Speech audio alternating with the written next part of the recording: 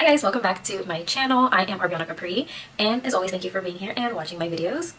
So today we are going to be talking about the 25 things that I've learned since turning 25. I just turned 25 back in April, obviously Aries. So I've also learned a lot along the way. Girls been through the ringer a little bit. So let's just go over the 25 things that I've learned. Hopefully someone else can take what I've learned and apply it to like their own life, or just see the things that will resonate with them and through the things that I will be sharing with you guys.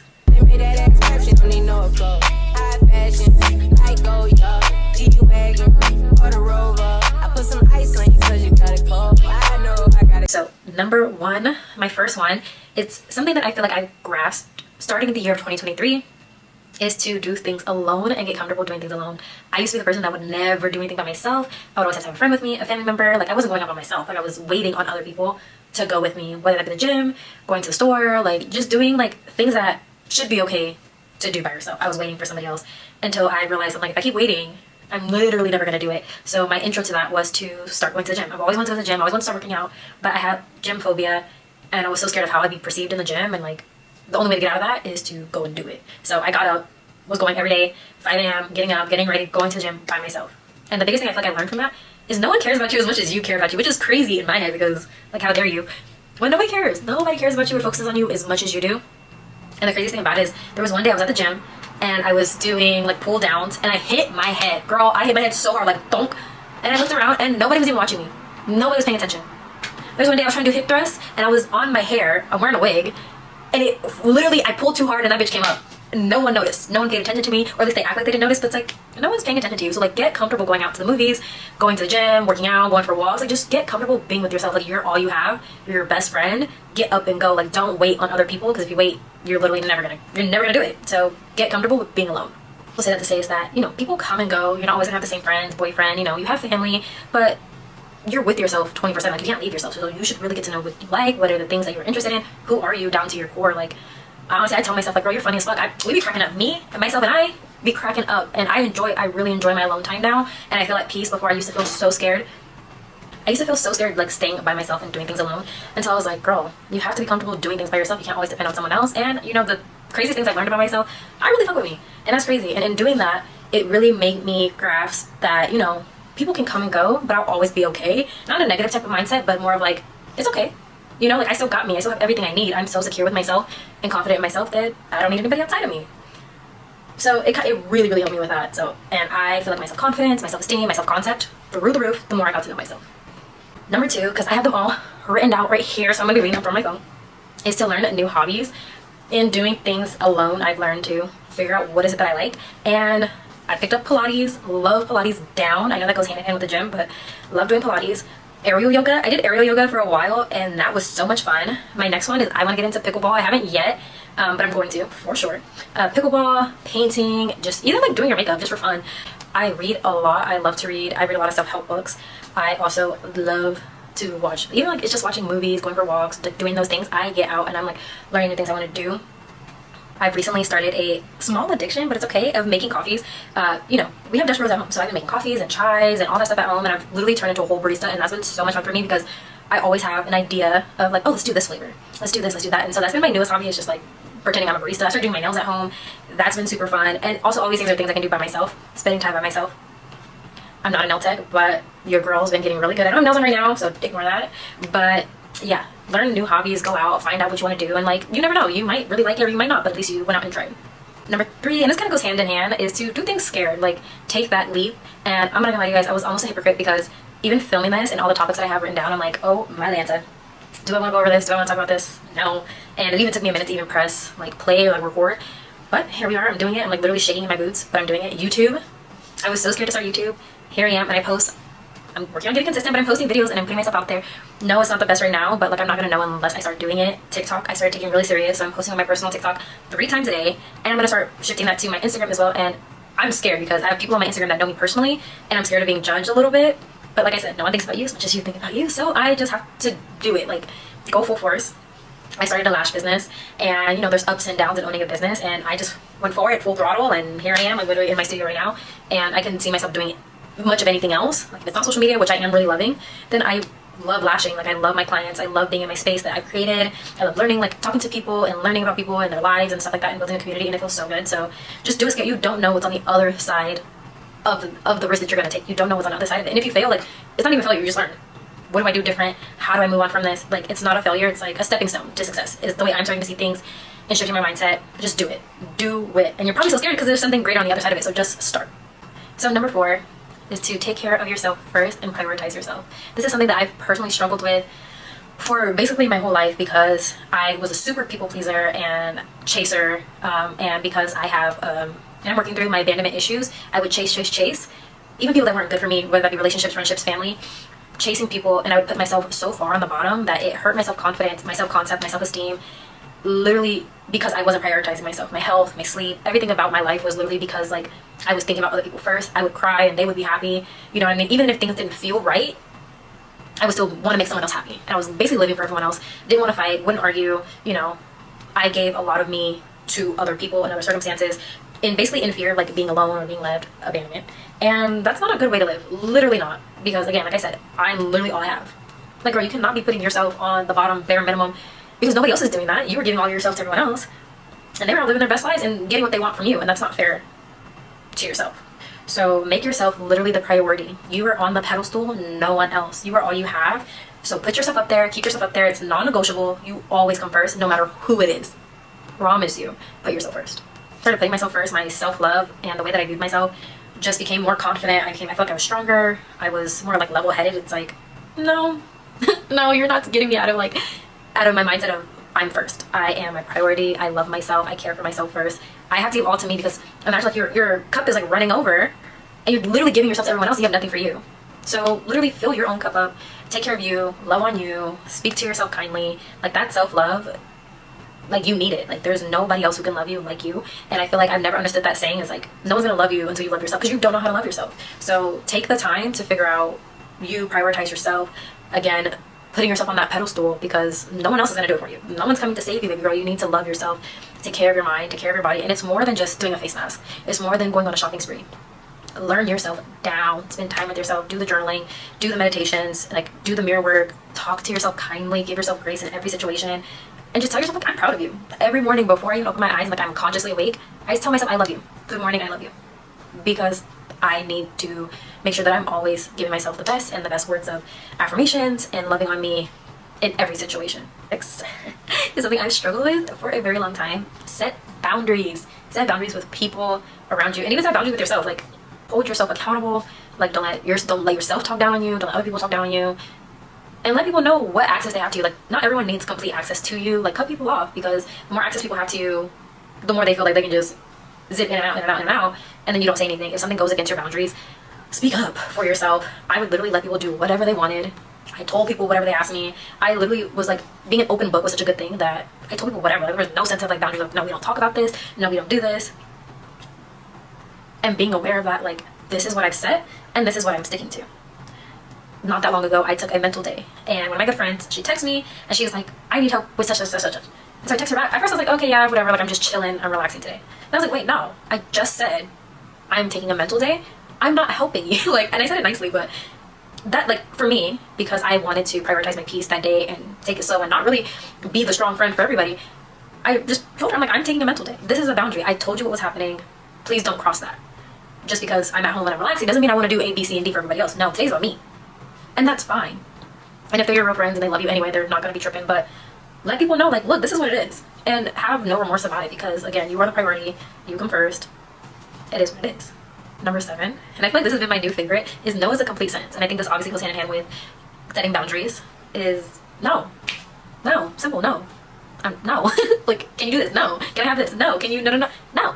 If I truly don't want to do something, I just stop doing it. And I used to, and being a people pleaser, I used to so much want to make everyone else happy. I was saying yes to, like, just doing things and helping people. I'm like, I don't want to do that. I know I don't want to do that. And I would complain to other people. I'm like, so-and-so asked me to do this, and I really just don't want to. Girl, why are you putting yourself through this? I used to do it all the time. So now I'm just like, no, I don't want to. No, don't ask me. No. No. Like, I've gotten really good at saying the word no, because I said yes for so long, knowing I didn't want to do anything. Like, truly, no is a complete sentence. I don't have to explain why. I don't have to tell you what it is behind it. I don't give you an explanation. I don't owe you that. You've asked me for something. No, I can say no. So can you. Like, you can tell people no, and how they feel about it is not your responsibility. Simple. That's not, like, if you're sad about it, if you're mad about it, that's not for me. I don't want to do what you're asking me to do, and I'm not willing to compromise. Don't cross that boundary. Don't pressure me. The answer is no.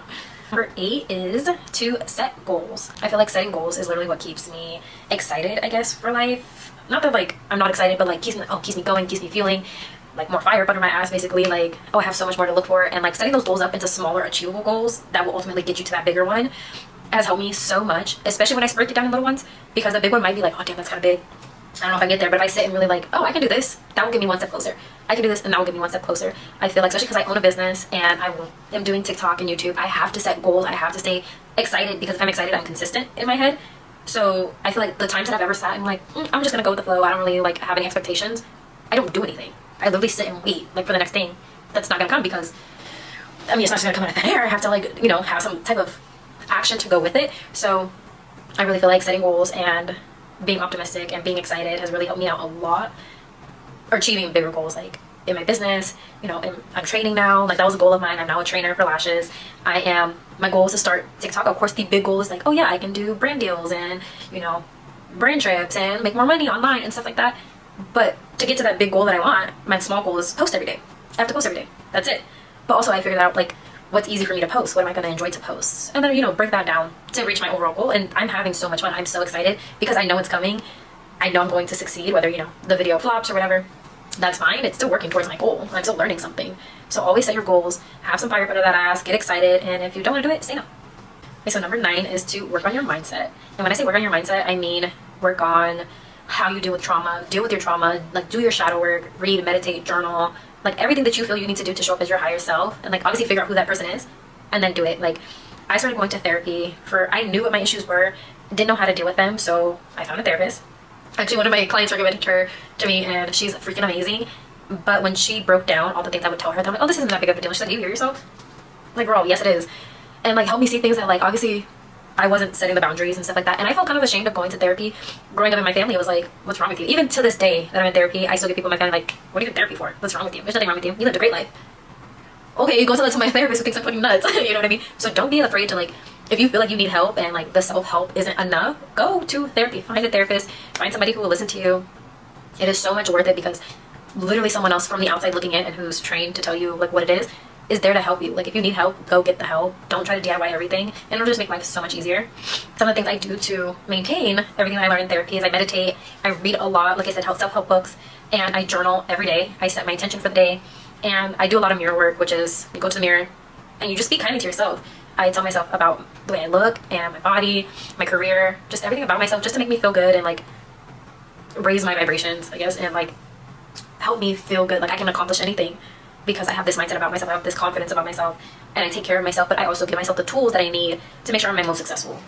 And in shifting my mindset, I was so a woe is me person. Like, the slightest inconvenience, I'm crying, I'm calling up the whole neighborhood to basically justify my feelings and that I'm right in feeling the way I am, even though it's like, take a step back, homegirl. Look at what it's teaching you, instead of, why is this happening to me? No, why is this happening for me? Like, what am I supposed to learn in this situation? And it took me a while to get there. Like I said, I was such a woe is me person. I cried about everything. I'm such a crybaby. And anything that happened that was not in my favor, it's the end of the world, and I gave up, because I'm like, oh, it already went to shit. I'm like, this is stupid. Like, why is this happening to me? I'm such a good person, or I don't deserve this. There's a lesson in everything, is now like how I see it. And that's helped, because it's like, this is not happening to me, this is happening for me. And it made things seem less dramatic and more of like, there's a lesson in everything. So let's break it down and see what happened and see what we can do differently. What did you learn from this situation? It's not always that bad. And journaling, I feel like, helps me figure out situations like that. When something bad happens, I pull out my notebook and I'm writing about what happened, and it kind of like puts it on paper, gets it out of my mind, and I'm not thinking about it as much. And then I can kind of look at it from a bigger perspective, I guess. And when I start my mornings, I want to start off with the best foot forward. I meditate. I usually take like 10 to like 30 minutes, depending on how much time I have in the morning. And I will fully immerse myself in the meditation and set my intentions, just so I know that I'm giving myself the best effort for my day. And I feel like it just calms me, relaxes my mind, everything's okay. And it just gets me away from whatever I was feeling. Like, if I'm down or whatever and I just need to breathe, I'm literally, like, I want to be out of my body. And that's basically the feeling I get when I meditate. So, and I feel like it's helped my anxiety, for sure, because I'm such an anxious person. Let something bad happen, girl, I have to throw up. My stomach hurts, don't give me food. I'm hot, like, my whole body shuts down. So if I can take control, do my breathing, my breath work, my meditation, all that stuff, and bring myself back to center, it's literally helped me so much. I feel like I'm a much more grounded person. The biggest compliment I've been getting as of real lately is, yeah, I can tell like on your social media and your videos, on your stories, in person, you're such, like, you're way more happier like than when I met you, you know, whatever time ago. Like, your energy is different, and that's my favorite compliment, because I've been putting so much work into myself and trying to be my happiest self, and like that's my main priority, is to be happy, just, you know, as I am, and that other people like are getting that energy from me, and that's what I'm giving off. It just makes me so happy and that like the work that I've been putting in is working. And the next one we have is to spoil yourself. And this one, as somebody who grew up being spoiled, I used to hate spending my own money. Like, what do you mean I have to buy myself? Like, no. And my lovely mother would always tell me, what are you working for? You're making all this money, you're going to work, doing all this just to not take care of yourself, not to buy anything nice for yourself. So she would tell me, like, break down your paychecks and, you know, put a little to the side, and like when you get enough, whatever you want to buy, go and buy it. Like, if it's something big, save a little bit more, but like, you take care of your bills, put a little to the side, and when you get enough, go buy that thing you want. Like, you deserve it. You've been working. Like, what are you working for?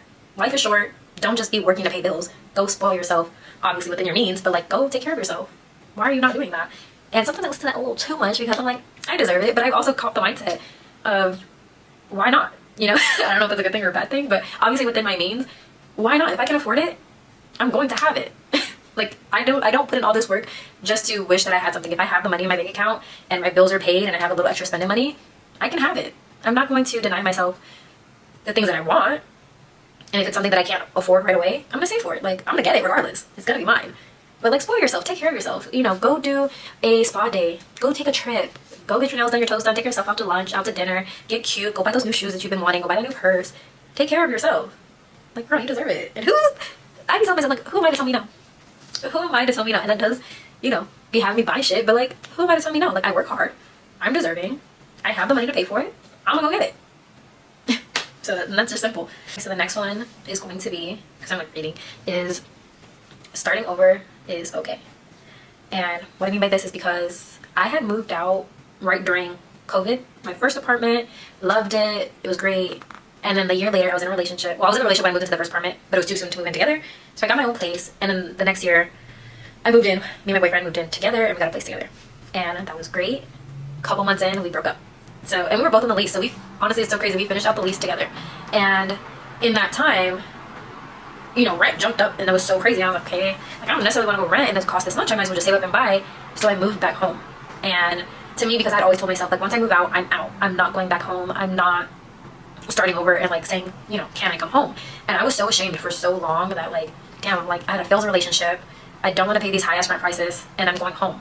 Like, I'm moving, and you know, and not to say, like, I'm truly grateful that I have the ability to go back home and I have a home to go to, but at the time I'm like, I always told myself, once you're out, you stay out, you don't come back, like, you figure it out, you know. And I really had to obviously sit down with myself, like, okay, it's okay, like, now this gives you time to save, this gives you the space, like, you need to not worry about all the extra bills when it comes to like renting. You can save to like buy a house, or like if you do decide to rent, you can do that too, but this is giving you an opportunity, and it's like a stepping stone. Like, I would beat myself up so much about starting over basically, and like, that's okay, because I've also learned, like, I've been able to learn a lot obviously about what I want and what I don't want, and the things I want. Like, my goal is obviously buy a house, but like, what do I want in a house, you know what I mean? Living at home, I see the things that are not covered by a maintenance property, and that it's all on you, so I'm like, oh, I don't know, but starting over is not a bad thing. It's literally giving you the room that you can continue to grow. You can take a step back, and it's not so much stress on you. And it's not like, I don't feel like because before I was like, oh, I failed. Like, I failed myself. I told myself this is what it was, this is what it was going to be, and I ended up back at home. And then taking myself out of the situation, it's like, no, you didn't fail. Like, this is just a stepping stone for you to get to that next phase. And I'm truly grateful for where I am, and that I, you know, have a roof over my head, and I am still allowed to do the things that I need to do, and I'm not homeless, and I can still save, and, you know, buying a house is still an option for me. So I don't think that I'm like against starting over, and it's okay if you need to start over. Like, give yourself the grace that, you know, everything will work out the way it's supposed to, things will fall in place the way it's supposed to, and starting over is just giving you another start, another new, and you can change things. You've learned so much. How are you gonna do things different? It's literally a new start. So starting over is new. Like, you have the chance again to do something, is how I kind of look at it. Next one is to stop taking advice from others. And this is something I feel like I had to learn on my own, especially when it came to decisions. I was very insecure about making decisions about, like, for myself, that I would call my mom, I would call my aunt, my best friend, blah, blah, blah, blah, blah. Like, what would you do? What would you do? And I was basically, like, basing my actions and, like, basing everything I did on what everyone else told me. And even if I was like, no, I kind of want to do this, and they said something against it, I was going with what they said. Because I was, like, not trusting myself, and I was pretty insecure, and I guess I didn't believe that, like, what my idea was right, or you know what I mean. So once I went through a breakup and I had, you know, 5 different people telling me 5 different things, and each one went against everything that I wanted, you know what I mean, whether they agreed with it or not, it was against what I wanted. And I had to like, look, I can't take advice from everyone, you know. And even when it came to my business ideas, if they were like, no, don't do that, no, this is stupid, oh, you should do this, I was going with what they were saying. So again, like more people pleasing, but in a sense I was not trusting of myself. And I had to realize I can't take advice from everyone else, because obviously what they're wanting me to do, I truly feel like I don't want to do. And taking advice from other people will simply be based on their life experience. People can only give advice based on what they've experienced. Stop taking advice from other people. Like, you can take it with a grain of salt, you can ask them what they would do, and, you know, take it from there, but it doesn't have to be something that's so completely set in stone. That's what you must do, you have to do, especially if it doesn't feel right. You can ask for perspective, take it with a grain of salt, and shift it for your own. Especially when it comes to business, I learned that you don't take business advice from somebody who is not where you want to be. I mean, I guess that can apply to all of them, relationships too. Like, I stopped taking a relationship advice. Like, I want to be married, so if you're not married, I'm not gonna ask you. Like, and that sounds fucked up, but it's like, you want to ask people who've been there, who've had the experience, who have what you want, because obviously they've gotten there. They've gotten to the place that you want to be. So ask people who are already there. Talk to people who have what you have currently, not people who just know you, essentially.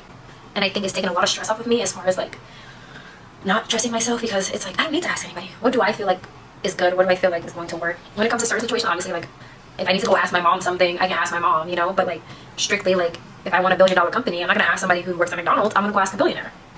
Simple, like, think like in that manner. So take advice from people basically who have what you want and are gonna help you get there, in the sense. Next we have take nothing personal. I learned this in the book The 4 Agreements, is to take nothing personal. It's not always about you. And like reading that, I was like, maybe the Aries in me, I was like, he says, yeah, don't take anything personal. People have their own stuff in their lives going on. If, you know, your friend snaps at you one day, it's something going on, and it has nothing to do with you. Not everything is about you. Not everything is directed towards you. Maybe, like, yeah, somebody snapped on you on the wrong day, whatever. That's because that's what's going on in their life. The way people treat you sometimes, it's like, that has nothing to do with me. That is not on me. You know what I mean? Like, don't let other people and what they're going through affect you, because it's not about you. The next one is to love people where they are. And I learned this the hard way, because I was wanting people to either change or love me basically the way that I love them, and she's like, they're never going to do that. People can only love so much. Like, what if they are already giving you all of the love that they can? You know what I mean? Like, love people how they are, where they are now, and let them be. Like, if that's what they're giving you and you know it's not enough for you, let them be. Love, you can still love them, but not meet them, but like, love them there and leave them there. You can love people where they are, and that doesn't mean everyone has to come with you. That doesn't mean that you have to try and pull everyone with you or try and change them or make them love you a little bit more. If that's how they are and you want them in your life, love them there. Don't try to change them. You know, I obviously in my relationships, whether it be friendships, whatever, I'm like, I wish so-and-so would, you know, do A, B, C, and D. And she's like, that's just not who they are. I know you see that, and she tells me all the time, like, you love really hard. Not everyone's gonna love the same, so love them there. Like, love them where they are. And you can still, like, keep them in your life, but just understand that they might be at their threshold. You might be more up here, and theirs is down here, and it's obviously it's not gonna meet because you guys are on 2 different levels. And this kind of slides into the next one, whereas I always say not everyone can go with you. I've learned this a lot in starting my journey to healing myself and going to therapy. And I have friends, you know, who have trauma, and, you know, I would think, like, I'm learning all these things, I'm going to go and try to, like, play doctor and, like, help my friends out too. And I was so pushy to the situations that I'm like, you need to do this, and let's try this, and let's do this, and let's do this. And they would be like, kind of like resistant, until I learned, I'm like, that's not their time. And it's not for me to dictate, you know, that, oh, just since I'm doing this now, you have to do it too. So, like, you can't come with me on this, because you were on your own journey, and I have to go on mine. But me being the person that I am and loving, like I said, you have to love people where they are, love you to death, but I can't take you with me. I can't drag your hand and pull you if you're not ready to do. And I used to kind of, like, because I love people so much, and, like, I'm healing and this is working for me, I would try to throw it at everyone else, like, oh, try this, do this, do this, do this. And it's like, I couldn't do that, because I'm trying to then force somebody to do something that they weren't ready to do. Even though I'm coming at it with love and good intention, they weren't ready, and I can't force. And what if they didn't want to do it the same way that I was going to do it, you know? So I was just trying to take them with me because I love them, but it would be hurting them, because it's like, you're doing too much. Like, I'm not ready for that. And, you know, I have to learn, like, not everybody can go with me. I have to let them do it on their own terms and come to terms with it on themselves, like, for themselves, and not feel pressured, and know that I still love them regardless whether they were ready to deal with it or not, and let them deal with it on their own. A couple are gonna kind of, like, really go hand in hand, because it's one of the biggest lessons I've learned over the last couple years. And that is to basically decenter men. Leave that man alone. Leave that man alone. So I was 20. COVID had just happened. Everything had just shut down. And I met this guy. and it was great. But like, obviously it was COVID, everything shut down, we couldn't really do much. So we were just hanging out, and we got into a relationship fairly quickly, right after I turned 21. We met right before I turned 21, got together right after I turned 21. I mean, him basically were like the same age. And from jump, we started dating, and we, like, first out the door, basically we had problems. I'm gonna go back and say, this was my first, like, real relationship. I had a lot of insecurities that I was not dealing with, my abandonment issues, mommy issues, daddy issues, all that good stuff. So I feel like this is one of those relationships that kind of highlighted those things. At that point, looking back on it now, because I just turned 21, I'm super young, my first relationship, I should have left it alone then. We stayed together, and every argument, every time it was, I'm gonna go hang out with a female friend, and half the time, you know, or not even half the time, it would be an ex of his, and I'd be like, I'm not speaking up because I don't want to argue, because I don't want him to give me the silent treatment, or give me the cold shoulder, or ignore me, basically.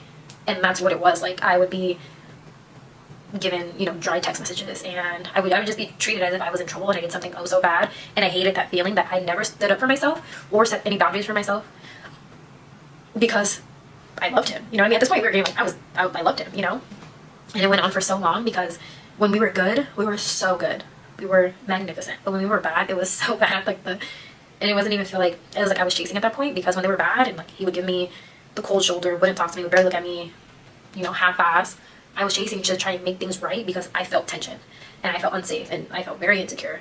So I was chasing the situation and chasing him to make things right and putting in all that effort. So I say all that to say that I should have left the first time, and I should have been done the first time when I had witnessed and experienced the first sign of, that's a boundary, he's crossed it, but I let him. And I kept letting him. I was going back and forth with this man for going on 5 years. We just broke up again beginning of May this year. And my mom again, because, you know, she was really my backbone when all of this went down, is that you need to believe people the first time.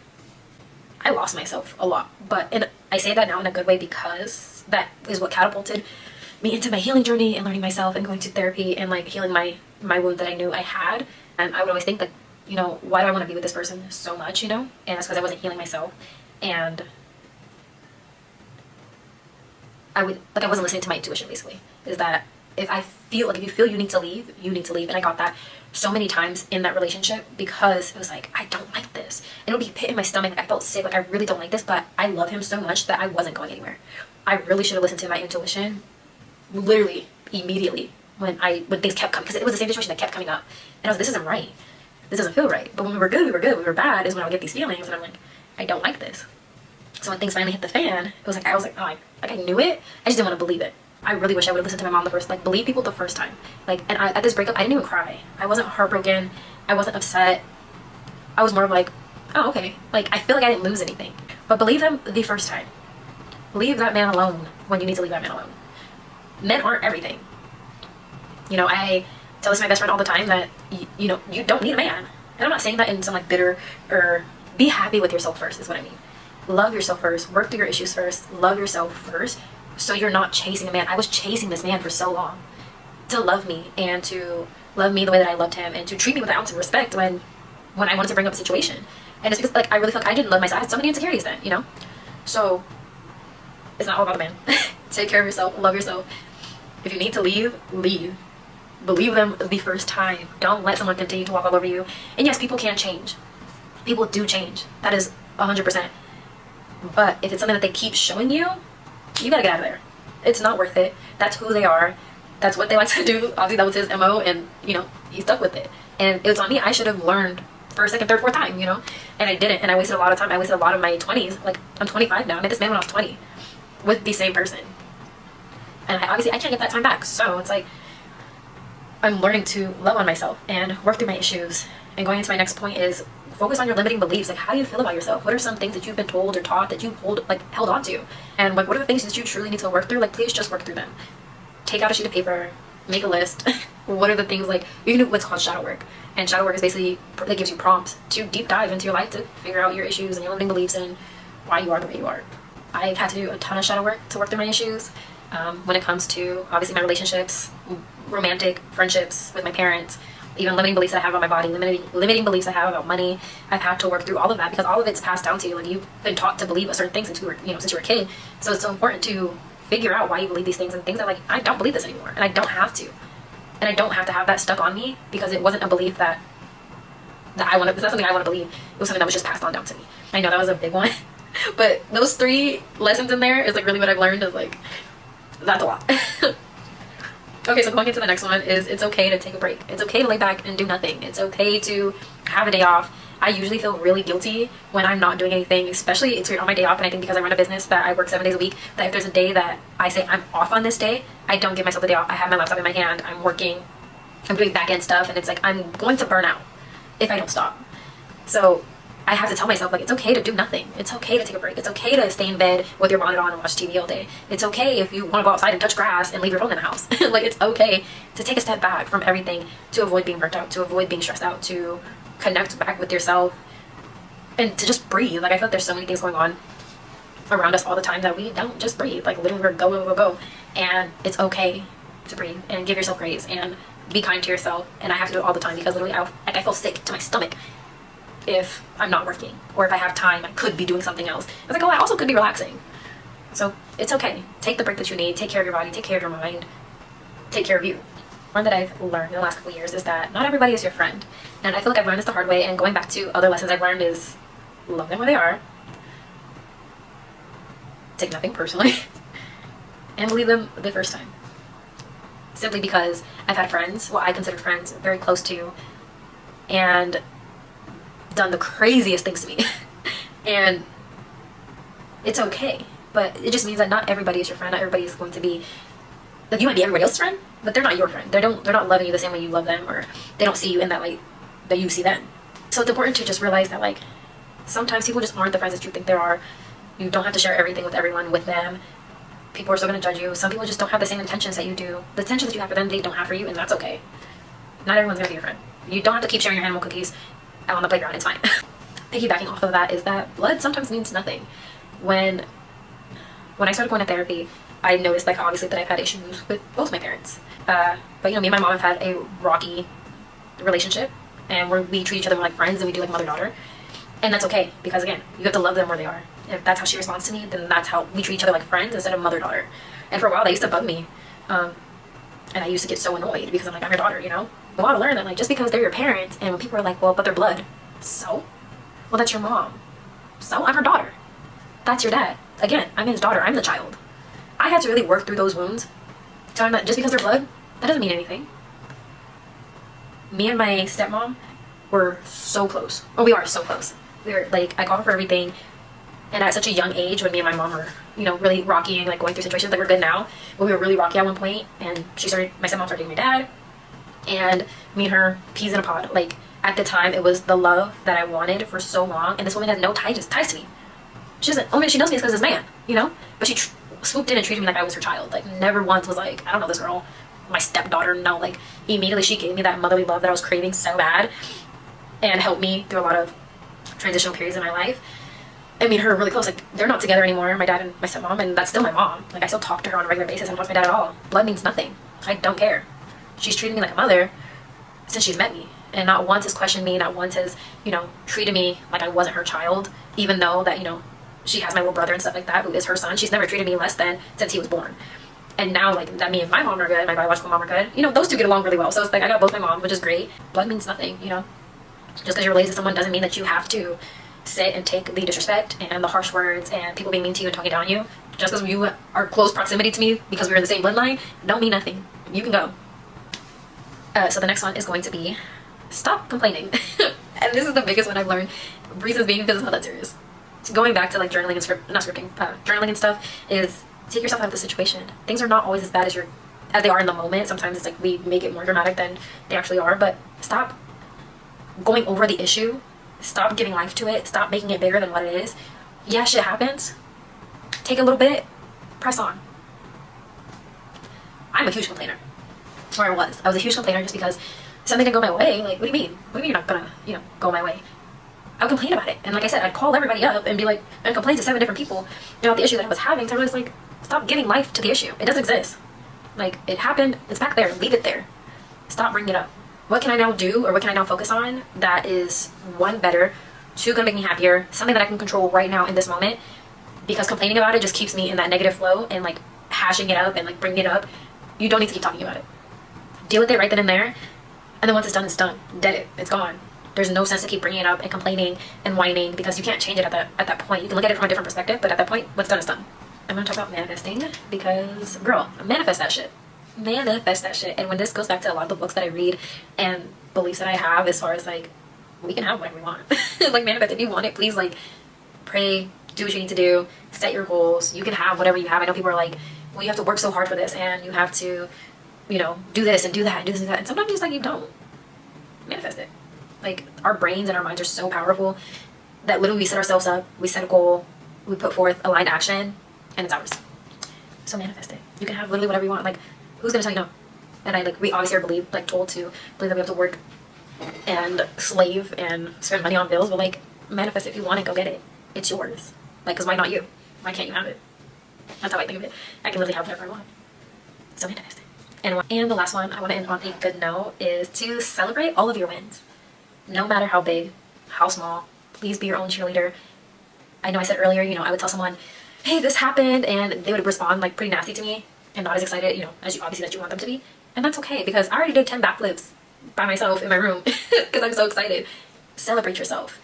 There is so much to be grateful for. There's so much abundance around you. You're doing so good. You're putting forth effort towards whatever you're working on, and you're doing it.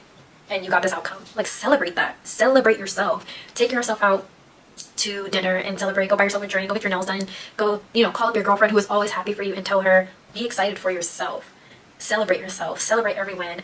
I had a win that doesn't seem huge, but I finally hit 100.